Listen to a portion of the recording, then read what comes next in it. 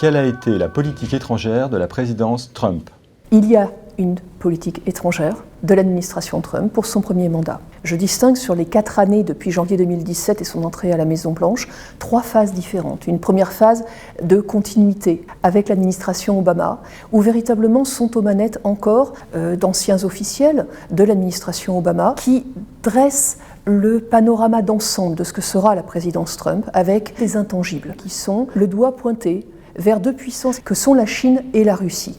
Et ces intangibles, nous les avons aujourd'hui renforcés avec une administration qui, entre-temps, sous la houlette de Mike Pompeo, depuis la fin de l'année 2018, a fait basculer vers le département d'État, c'est-à-dire vers le ministère des Affaires étrangères, le pilotage de toute la politique extérieure des États-Unis, avec une véritable cohérence donc sur les années 2018, mais surtout 2019 et 2020. Et en fin de mandat aujourd'hui, outre la Chine et la Russie, nous avons des puissances régionales telles l'Iran ou la Corée du Nord en phase de nucléarisation en Asie, qui sont véritablement les points forts d'une stratégie nationale qui devient cohérente au fur et à mesure donc d'un premier mandat et prépare sans doute une politique étrangère très offensive et très présente à l'international.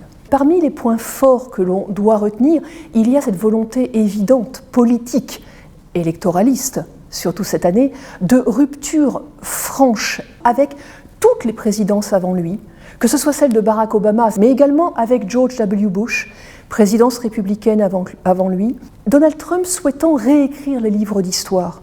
Et donc, il dit non à l'accord nucléaire iranien en 2018. Il dit non, dès son entrée à la Maison-Blanche, à l'accord commercial transpacifique. Il dit non à l'accord de Paris sur le climat contre le réchauffement climatique. C'est-à-dire qu'il fait table rase de l'antériorité de sa présidence, de manière à écrire une nouvelle page dans l'histoire des États-Unis.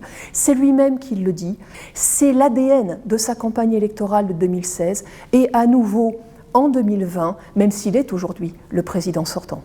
Y a-t-il une méthode Trump ? Au-delà de ce que l'on observe plutôt comme un chaos, on parle d'une administration qui serait erratique, qui serait spontanée, d'un président impulsif, qu'au-delà de ces apparences, d'un président qui a un passé d'entertainer, a un passé de reality show à la télévision américaine, je pense qu'il y a une véritable méthode de l'administration Trump. Une méthode de déconstruction pour reconstruire le Parti républicain dans un premier temps. Et quel que soit le résultat des élections du 3 novembre prochain, le Trumpisme survivra au sein du Parti républicain à Donald Trump. Il y a une méthode de tweets systématiques. Barack Obama l'a fait avant Donald Trump. Mais les tweets présidentiels ont la force, ont la puissance d'expression et la force de loi d'un décret présidentiel, ce qu'aucun président des États-Unis n'a fait avant lui. C'est une méthode qui lui permet d'être non seulement le chef de l'exécutif, ce qu'il est selon la Constitution, mais de prendre de vitesse le Congrès des États-Unis systématiquement, à la fois le Congrès qui est aligné sur sa politique, le Parti républicain, mais l'opposition démocrate, contrairement à la Constitution des États-Unis, puisque la Constitution place le législatif, le pouvoir législatif, le Congrès, devant l'exécutif des États-Unis. On a une méthode Trump de systématiquement capter le débat, reprendre à son compte au fil de déclarations qui ont valeur présidentielle. Et donc l'exercice de la puissance se fait par cette forme de présidence impériale qui interprète la Constitution, qui ne s'oppose pas. C'est une interprétation de la Constitution qui lui permet, notamment dans le domaine de la politique étrangère, de renforcer cet exécutif, de placer la politique étrangère des États-Unis au cœur de la campagne et au cœur des possibles réussites de son premier mandat. Quelle politique étrangère après l'élection présidentielle ? Il semble assez évident que si Joe Biden et Kamala Harris gagnent les élections du 3 novembre, une nouvelle administration démocrate reviendrait à certains présupposés que nous avons connus sous Barack Obama.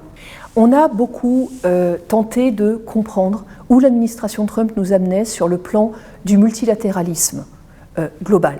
sur le plan de ce nouvel ordre mondial de 1945 qui est remis en question aujourd'hui par la nouvelle donne géopolitique globale.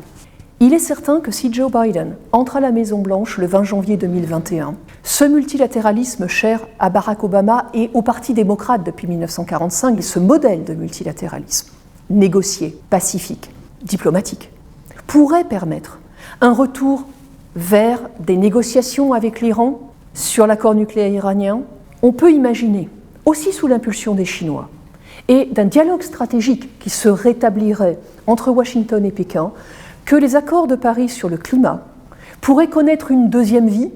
Donc il y a des ouvertures vers un renouveau du multilatéralisme, en gardant à l'esprit que l'administration Trump a un petit peu pivoté sur ses bases.